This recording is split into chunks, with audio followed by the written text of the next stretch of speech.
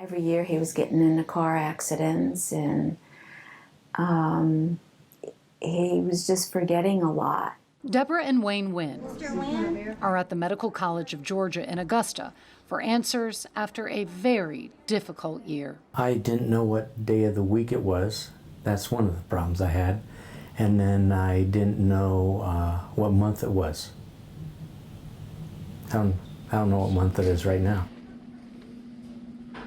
A mechanical engineer for 30 years, Wayne and Deborah were referred to Georgia MemoryNet by their primary care physician.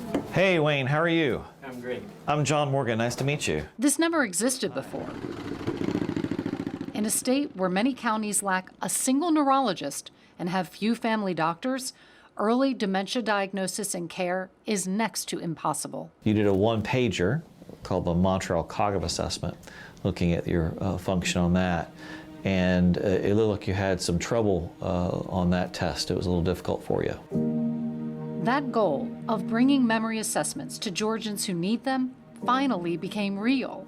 It was passed by Georgia's legislature in 2018 and funded by the Georgia Department of Human Services and Division of Aging Services, and is supported by community organizations like the Alzheimer's Association. There's a lot of education and training. Dr. James Law, Vice Chair of Emory Neurology, is the director of Georgia MemoryNet.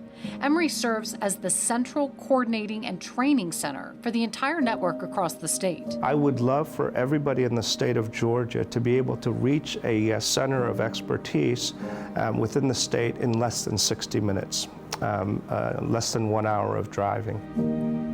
With that distance in mind, Georgia MemoryNet was created. 5 memory assessment clinics throughout the state: Augusta, Columbus, Macon, Albany, and downtown Atlanta. Navigation was also more difficult too, getting from point A to point B. Patients are referred by their primary care physicians. Well, let's go over your MRI results together, okay? There's some atrophy in the parietal lobe as well of the brain. So you do have some shrinking of your brain in various spots. Do exactly what I do, okay? Neurologist Dr. John Morgan is the director of Georgia MemoryNet's Memory Assessment Center at the Medical College of Georgia. Like any kind of He tells the Winds that the results of some of the more detailed cognitive testing they did raises concerns. The stuff in red here is the worrisome stuff, okay? Where it's abnormal, it's below normal, okay? So your processing speed was abnormal. One measure of the thinking executive function speed was not good. And then your memory was significantly impaired, which is what I'm hearing in your history. Tap on big and fast like that. Good. Okay. All right. He puts together a plan to recheck Wayne's thyroid levels and to treat him for depression, but he also prepares them for what the reality could be. There could very well be an underlying process like Alzheimer's going on.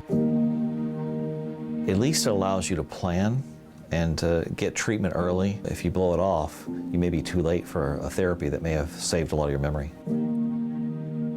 The Winds will be connected to resources, and a social worker will help them plot a path forward.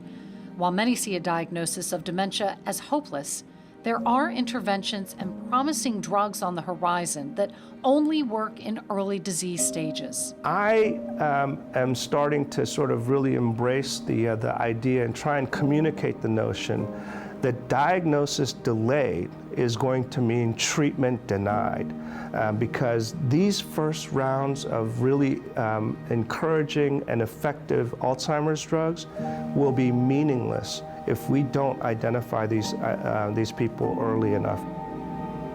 In a year complicated by COVID-19, Georgia MemoryNet is using telehealth in order to reach people who need assessments regardless of where they live in the state. Part of the long-term goal in my mind is to develop a system where statewide our citizens can have access to these emerging treatments and really benefit. And then the downstream effect of that is going to be enormous, because we're talking about drugs that potentially will take, you know, a disease that progresses over the course of 10 years. If we stretch that out to 15 years, it will reduce the cost and burden of Alzheimer's disease by 50%.